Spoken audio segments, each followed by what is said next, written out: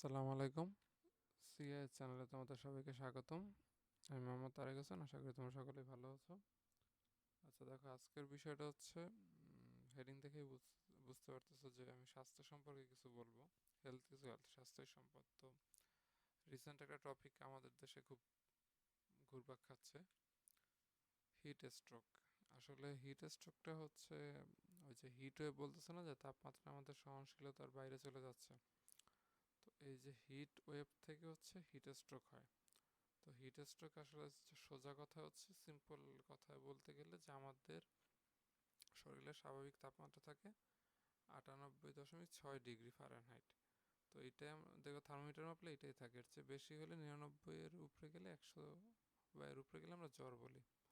তো কোনো কারণে শরীরের তাপমাত্রা 104 ডিগ্রির বেশি হয়ে গেলে মানুষের রক্তচাপ কমে যায়, এমনকি অচেতনও হয়ে পড়তে পারে। এই সমস্যাকে চিকিৎসা বিজ্ঞানের পরিভাষায় হিট স্ট্রোক বলে। তো যথাসময়ে এটা চিকিৎসা না করালে মৃত্যু পর্যন্ত হয়, মানে 104-এর উপরে জ্বর গেলে মানুষ মারাও যেতে পারে। তো দেখি হিট স্ট্রোকের লক্ষণগুলি।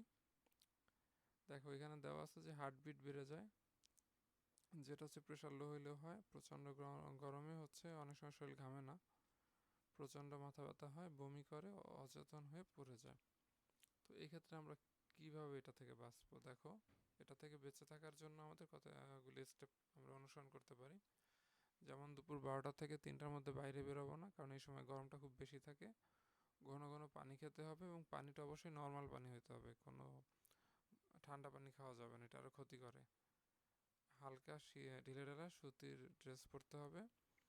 বাইরে গেলে হচ্ছে সানগ্লাস, ছাতা ব্যবহার করতে হবে, এবং ছাতাটা অবশ্যই কালো কালার হওয়া যাবে না, কারণ কালো ছাতা হচ্ছে রং বেশি, তাপটা বেশি শোষণ করে। এবং যদি কেউ এক্সারসাইজ করে সেটা অবশ্যই তাপমাত্রা নর্মাল হতে হবে, বেশি হওয়া যাবে না। এবং এই যে চা, বিয়ার, সোডা এগুলি খাওয়া যাবে না। প্রোটিন খাবার খাওয়া যাবে, তবে বাসি খাবার খেলে পেটে সমস্যা করবে।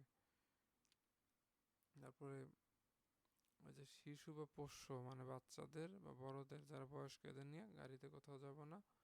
অসুস্থ হইলে চিকিৎসকের সাথে পরামর্শ নিব।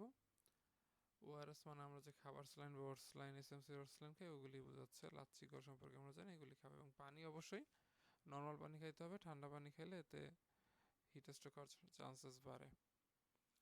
এবার যদি একটা লোক আসলে হিট স্ট্রোকে আক্রান্ত হয়, তখন আমরা কি করব? তখন তাকে পর্যাপ্ত বাতাস দেব, এবং তাকে হচ্ছে পানি বা স্যালাইন খেতে দিতে হবে, এবং তার পাটা হচ্ছে মাথা থেকে উঁচুতে রাখতে হবে, এবং অবশ্যই ডাক্তারের পরামর্শ নিতে হবে, এবং ডাক্তারের কাছে নিয়ে যেতে হবে। তো আশা করি তোমরা সবাই ঘরে থাকবা। এটা অনেকটা করোনার মতোই অবস্থা, করোনার মহামারীর মতো, যে ঘরেই থাকতে হবে এবং ঠান্ডা জায়গায় থাকতে হবে। ঠান্ডা বলতে হচ্ছে কি, শরীরের সহনশীল ঠান্ডা, কৃত্রিম ঠান্ডা না, যেটা এসিতে হয়। তো আশা করি সবাই সচেতন হবা।